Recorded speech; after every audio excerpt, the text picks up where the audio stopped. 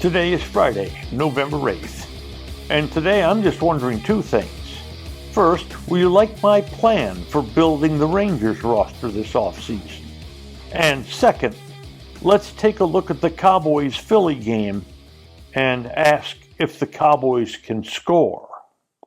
You know Volvo's reputation for building beautiful, long-lasting cars. Well, Crest Volvo Cars, located at 121 on the Tollway in Frisco, has over 300 brand-new Volvos at terrific prices. And there's also that hard-to-find low interest available. When you're at Crest Volvo, say howdy to General Manager Mike Brusen.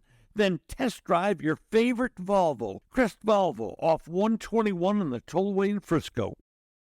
And now, a word from our title sponsor.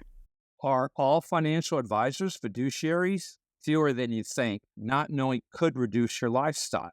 Hi, I'm Mitch Kramer, founder and CEO of Fluent Financial. A fiduciary is a regulatory term to reduce conflicts of interest in wealth management.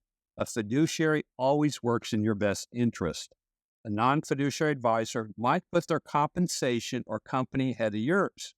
At Fluent Financial, we are certified financial planners acting as fiduciary advisors. To learn more, go to fluentfinancial.com or Fluent Financial's YouTube channel. The general managers are meeting right now in San Antonio, and the Rangers are trying to build back their roster for the 25 season. Rangers have two big problems: money and pitching. Let's go to money first. When Bally Sports went up in smoke, it cost the Rangers a lot of money, about $15 million last year, but it's going to cost them even more this year. So the Rangers' TV money is going to be significantly lower than they thought 2 years ago. And that's why the Rangers owner, Ray Davis, wants to stay at a salary of under $240 million a year. He does not want to be a repeat offender and pay the luxury tax. So, how are the Rangers going to do that? Well, $240 million sounds like a lot until you realize that these six Ranger players, Jacob deGrom making $40 million, Corey Seager making $32.5 million, Marcus Semien $26 million, Tyler Mahle $16.5 million, John Gray $13 million, and Adolis Garcia $9 million. Those six players will make $137 million next year. That leaves only $103 million to cover the other 20 players on the roster, and that's not much. So then let's consider this. The Rangers also have six key players facing arbitration, and the estimates are that if the Rangers offer them all arbitration, that will be another $33 million to cover those six. Nathaniel Lowe, Leody Taveras, Jonah Heim, Dane Dunning, Josh Smith, and Josh S'mores. So if they offer that, they'll have 12 players signed, but they'll have only $70 million left for the other 14 players. And they'll still be missing basically two starting pitchers and an entire bullpen. So let's start by saving some money with those arbitration offers. Let's not offer Nathaniel Lowe the estimated $10.7 he'd get in arbitration, and not offer Dane Dunning the $5.1 million he'd get in arbitration. Now, Lowe's not a bad player. Dunning's not a bad player. But between them, $16 million. Could they be traded? I don't know. But that's a lot of money to offer those two. So, what would the plan be? Well, Corey Seager is going to have to be moved off shortstop fairly soon because of defense. He can't move to third base. Josh Young is there. He can't move to second base. Marcus Semion's there. Besides, that might not solve defensive questions. Let's move Corey Seager to first base this year and give the shortstop job to Josh Smith, who was the offensive star of the Rangers last year. Well, Seager was better, but Smith came out of nowhere to have a fine year. Now, I hate to especially not offer Dunning what the Rangers need for pitching. Maybe he'd come back here and sign for $3 million or something like that. But after offering Chaim Tavares, Smith, and Josh Sborz the arbitration, and not offering Lowe and Dunning, you've saved $16 million, leaving you at $86 million for 16 players. Now we're going to get to pitching soon, but the Rangers would still need, in my estimation, 2 position players. They'd need a catcher to at least share the job with Jonah Heim, and by the way, be capable of being the regular catcher if Heim continues to implode. Carson Kelly was fine when he got here, and I'd love to have him back. But if that's not possible, Elias Diaz, Jacob Stallings, Gary Sanchez, Travis Denard, Danny Jensen, the market's pretty full of catchers, number 1 or number 1A catchers. The other spot is a platoon outfielder who can hit left-handed pitching. The hope is that Evan Carter, the young man who was such a star in the postseason 2 years ago, is over his back problems, though he's had 2 significant stoppages of play because of back problems in the last 2 years. And even if he's well, he's a platoon player. He cannot hit left-handed pitching. In his major league career, he's 5 for 47 against left-handers. And the 5 hits are 4 singles and a double. He also has 3 walks and 20 strikeouts. So let's go for Adam Duvall. Yeah, he's 36 years old, but he rakes against left-handed pitching. His slugging percentage is well over 500 composite over the last 6 years against lefties. And he signed last year with Atlanta 1 year for $3 million. Now, you're probably not going to get him for that again. But might you get him 1 year for $5 million? Maybe.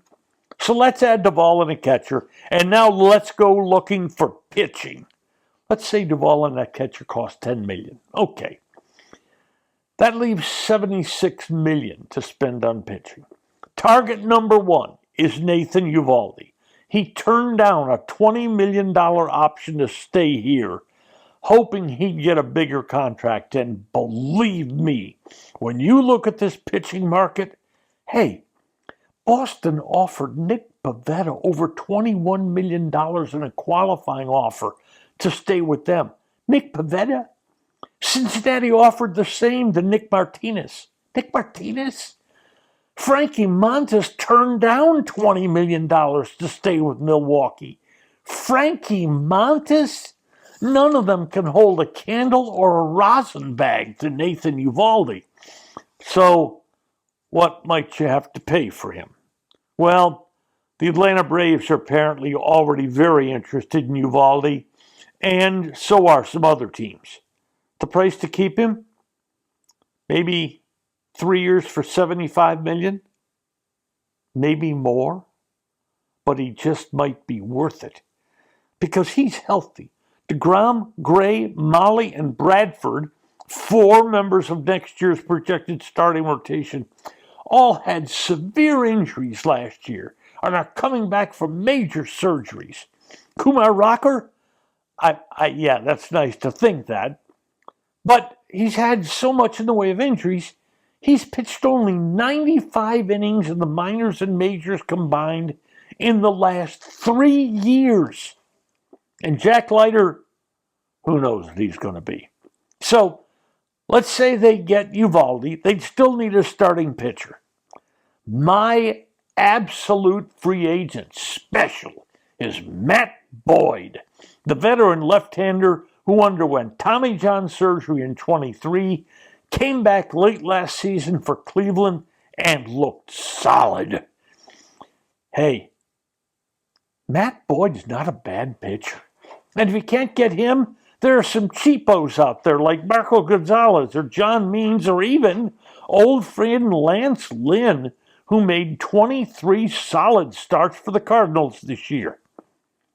So, what's that leave? Well, might leave $30 million to spend on the bullpen. You need a closer type. I have a favorite here also. Blake Trinan, who used to be a fine closer, then suffered a major injury, but he came back strong with the Dodgers last year. I'd be all over Trinan. Now, there are loads of other bullpen pitchers out there. My favorites, Ryan Stanek, Yimi Garcia, but I believe you could piece together a solid bullpen, at least the final three, for about $25 to $30 million. Maybe you can do all this, not only stay under 240, but stay maybe around 230 and cross your fingers, cross your toes, cross your eyes, cross anything that'll cross, and maybe you can be solidly competitive. Next up, a preview of the Cowboys and Eagles game Sunday. For more than 3 decades, Bob's Steak and Chop House has remained an icon of DFW restaurants. Why? Well, maybe it's because of Bob. He's fanatical about cleanliness and friendliness, and his food, oh my Lord, his food. If you've been there, you know about it. If you haven't been there, you should know about it. The original Bob welcomes you at either of his 2 locations, Bob's on Lemon Avenue or the sparkling new Bob's at Craig Ranch, McKinney. When the year began, Dallas versus Philadelphia on this Sunday afternoon in November was a primo matchup. But not now. Dallas is 3-5. They've lost 3 in a row, and they'll be without Dak Prescott maybe for the rest of the year.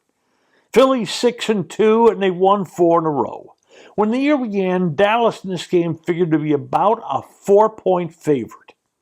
This Sunday, they're a 7.5-point underdog. Now, Philly's not much different from what everyone thought they'd be.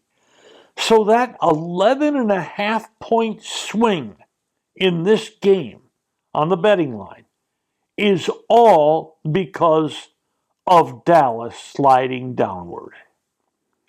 Studying this game, I just can't figure out how Dallas scores much.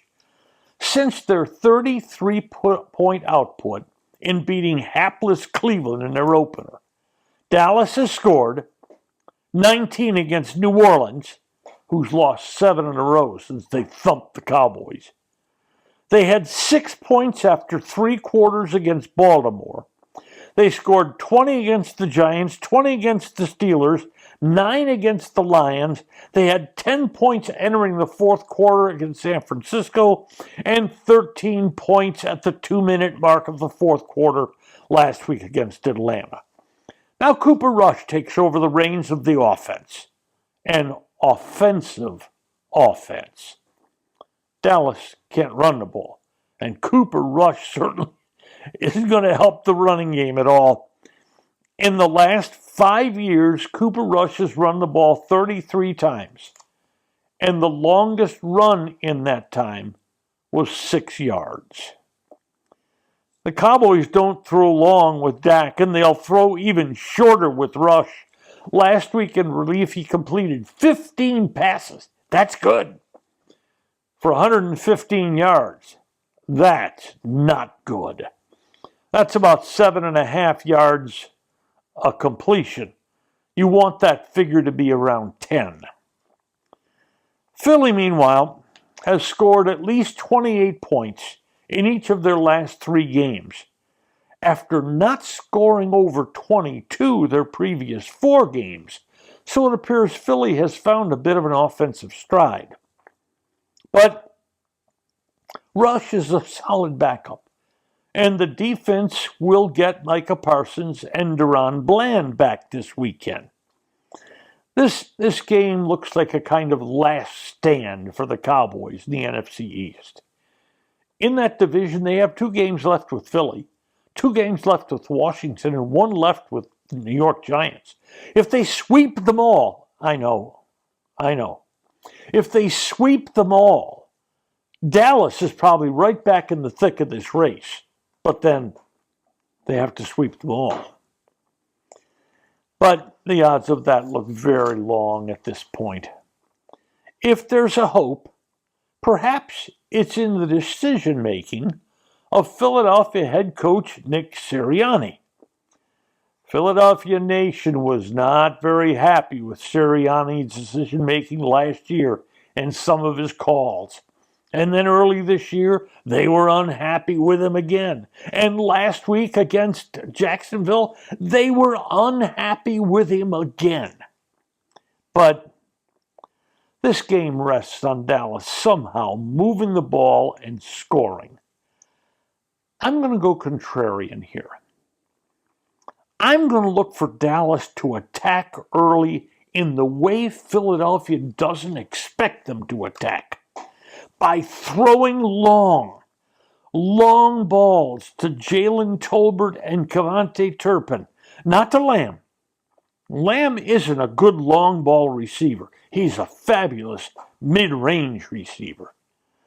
But maybe they can get Philadelphia back on their heels. And if that doesn't work, well, maybe field goal kicker Brandon Aubrey can hit 9 field goals to get Dallas to 27 points, and hope that's enough. Today's episode brought to you by Fluent Financial, Retire Sooner, Better Lifestyle. And by Crest Cars. There's good, there's better, and then there's Crest. By Star Power, love where you live. And by Bob's Steak and Chop House. Thanks for listening to today's episode of Just Wondering with Norm Hitzges. If you enjoyed what you heard, please hit follow, and a fresh new episode will be delivered to you every Monday, Wednesday, and Friday. And if you know someone who might enjoy our work, please share it with them. I'm Norm Hitzges, and I'm always just wondering about something. And I'm Mary Hitchkus, and I'm just wondering too.